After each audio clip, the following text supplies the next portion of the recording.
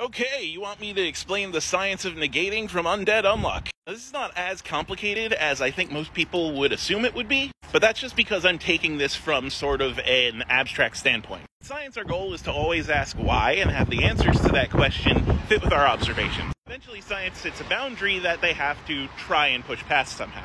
Like, we know that there are so many fundamental particles, but we don't really know why there are that many fundamental particles and not more or less. We are very vague about the conditions of the very early universe and why it made our universe the way it is. Undead Unluck answers that question for us. After we get past the subatomic level, there is the level of rules, which act as a sort of prevalent field. That field extends beneath the quantum fields that we know about physics right now.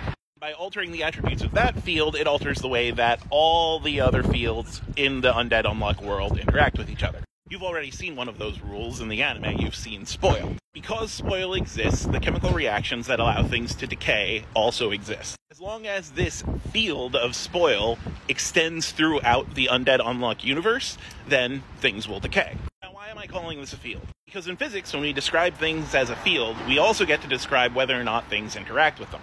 Photons, for example, do not interact with the Higgs field. Thus, I would say that negators are likely made up of a type of matter that mimics our own, a lot like matter and antimatter. But their one exception is they don't interact with one specific rule field.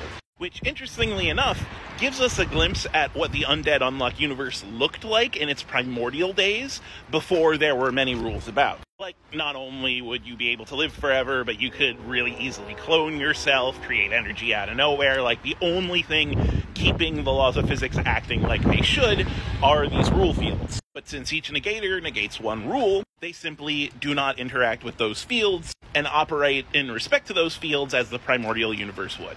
That's a whole lot of science lingo for a horny action anime, but that's what I got.